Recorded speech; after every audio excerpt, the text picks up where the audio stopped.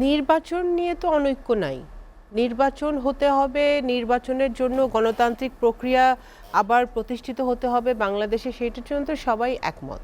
কক্সবাজার সমুদ্র সৈকতের উপর নিজেদের একটি ঠিকানা, ইডেন বে, আ কনসার্ন অফ ভাইয়া হোটেলস। এখানে আমি ফুয়াদ ভাইয়ের সাথে আমি দ্বিমত করছি না, বাট একটু এক্সটেনশন করছি। সেটা হচ্ছে যে 5ই অগস্ট পর্যন্ত, মানে এই গত 15 বছরে একটা সিচুয়েশন এমন ক্রিয়েট হয়েছিল হাসিনার আমলে যে আওয়ামী লীগ একদিকে ছিল, জাতীয় পার্টি তাদের পোষ্য হিসেবে একদিকে ছিল, ওরা আর মোটামুটি বাকি রেস্ট অফ দ্য কান্ট্রি একদিকে। হ্যাঁ, যারা রাজনীতি করে না, যারা রাজনীতির সাথে সম্পৃক্ত না, তারাও কিন্তু, যারা সাংবাদিক বলেন, প্রফেশনাল বলেন, ডাক্তার, ইঞ্জিনিয়ার, লয়ার, সবাই মোটামুটি মানে হাউসওয়াইফরাও অতিষ্ঠ হয়ে গিয়েছিল। আলটিমেটলি আমরা দেখলাম যে তারাও, গার্ডিয়ানরাও মাঠে নেমেছে ছিল জুলাই আগস্টে। হ্যাঁ, তো সেই প্রেক্ষাপটে এখন যে সিচুয়েশনটা দাঁড়িয়েছে বাংলাদেশে, আমি যদি একটু ব্রড স্কেলে বলি যে বাংলাদেশের মানুষের মনোজগতের একটা পরিবর্তন হয়েছে, মানুষের মনস্তাত্ত্বিক একটা পরিবর্তন হয়েছে।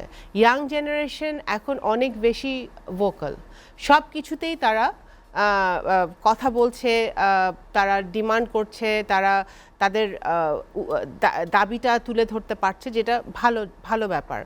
এবং এই যে ক্ষমতার অপব্যবহার করলে কি হয় সেটা আমরা হাসিনার পলায়ন থেকে আমরা দেখেছি, বা আওয়ামী লীগের কি হয়েছে সেটা আমরা দেখেছি। এবং ক্ষমতার অপব্যবহার না করা এবং দেশটাকে একটি মানবিক রাষ্ট্রে নিয়ে যাওয়া, একটি ট্রান্সপারেন্ট রাষ্ট্র তৈরি করা, একটা জবাবদিহিমূলক রাষ্ট্র তৈরি করা, এইটার জন্য আমাদের সকলের কিন্তু স্টেক আছে, আমাদের সকলের একসাথে কাজ করতে হবে। সেইটাতে আমার মনে হয় না কারো কোনো অনৈক্য আছে। নির্বাচন কখন হবে, নির্বাচনের সময় নিয়ে দ্বিমত থাকতে পারে, একজনের এক মত থাকতে পারে, হ্যাঁ থাকতে পারে। কিন্তু আমরা যেটা দেখছি যে যত বেশি নির্বাচন দেরি হবে, প্রলম্বিত হবে, তত বেশি কিন্তু দেশের ভিতরে জাতীয় এবং আন্তর্জাতিক ষড়যন্ত্র ঘনীভূত হবে। কারণ আমরা দেখতে পাচ্ছি যে হাসিনা ভারতে বসেও কিন্তু একটার পর একটা কথা বলে যাচ্ছে, যেটা রিপারকেশন বাংলাদেশে হচ্ছে।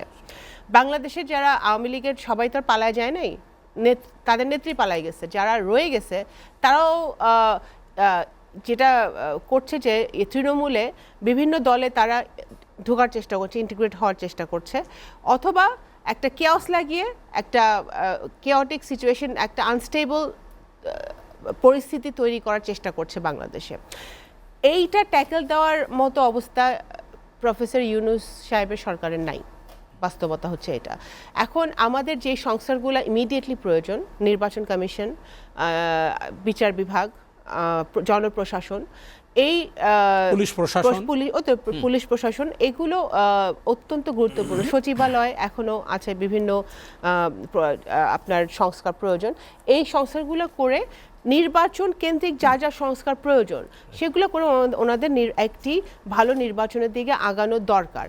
তারপরে একটি গণতান্ত্রিক ভাবে নির্বাচিত সরকার যখন আসবে, তখন সেই সরকার বাকি সংস্কারগুলো চলমান প্রক্রিয়া, এবং সবচেয়ে বেশি যেটা গুরুত্বপূর্ণ সংস্কার সেটা হচ্ছে ইকোনমিক রিফর্ম, যেটার বাংলাদেশে, মানে যেই হাসিনা যে ভঙ্গুর অবস্থায় রেখে গেছে বাংলাদেশকে, সেখান থেকে ইকোনমিক রিফর্ম, ব্যাংকিং রিফর্ম করাটা, এটা one of the highest priority হওয়া উচিত বাংলাদেশে, যে কোনো সরকার যে আসবে ভবিষ্যতে। তো সেই জন্য আমাদের ইমিডিয়েট সংস্কারগুলো করে নির্বাচনে যাওয়া উচিত। আমি এখানে একটি কথা বলতে চাই যে বিএনপি কিন্তু ধারাবাহিকভাবে গণতন্ত্র, মানবাধিকারের কথা বলে আসছে গত 15 বছর ধরে। আমাদের মানে বেগম খালেদা জিয়া, জনাব তারেক রহমান সহ মানে বিএনপির সকল নেতাকর্মী কম বেশি এই গত হাসিনা সরকারের, ফ্যাসিবাদী সরকারের কিন্তু ভিকটিম। কিন্তু একই সাথে আমরা এটাও বলতে চাই যে এই যে ফুয়াদ ভাই আয়নাঘরের কথা বললেন, বা এই যেই রিপোর্টের কথা বলেন, রিপোর্টে কিন্তু ক্যাটেগরিক্যালি বলা হয়েছে, হ্যাঁ ক্যাটেগরিক্যালি অনেক বলা হয়েছে, এবং এদেরকে এই সংস্কারের সাথে সাথে এদেরকে আইনের আওতায় আনা, এদের বিচার করা এবং এদেরকে নির্বাচনে অংশগ্রহণ করতে না দেওয়াটাও এনশিওর করতে হবে। না হলে কিন্তু এই যে আমরা যে নতুন বাংলাদেশের কথা বলি না, পুরাতন বাংলাদেশের একটা ক্লোজার লাগবে। এই ফ্যামিলিগুলোর জানতে হবে যে তাদের পরিবারের সদস্যরা গুম হয়েছে, মারা গেছে বা কোথায় কি হয়েছে তাদেরকে নিয়ে। তো এই ক্লোজারটার জন্য নতুন বাংলাদেশে যদি আমাদের গড়তে হয়, তাহলে আমাদের এই বিচারগুলোও এনশিওর করতে হবে। এবং এই যে আয়নাঘরের যারা সাক্ষী, প্রশাসনের লোকজন, এদের এখনো কিন্তু সবাই কিন্তু পালায় যায় নাই, সবাই অ্যারেস্টও হয় নাই, এখনো এরা কিন্তু আছে, এই সিস্টেমের মধ্যে এখনো তারা আছে। যদি তারা যারা আছে তাদেরকে ধরতে হবে, তাদেরকে ধরে তাদেরকেও অ্যারেস্ট করতে হবে, বিচারে আনতে হবে।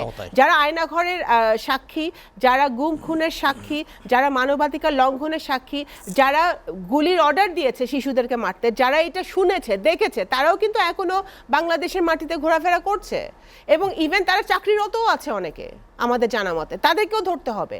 তাদেরকে না ধরা পর্যন্ত, আপনার ক্লিনজিং না করা পর্যন্ত কিন্তু আপনি নির্বাচনে যখন আপনি যাবেন তখনও কিন্তু নির্বাচনে তারা একটা ব্যাঘাত ঘটানোর চেষ্টা করবে।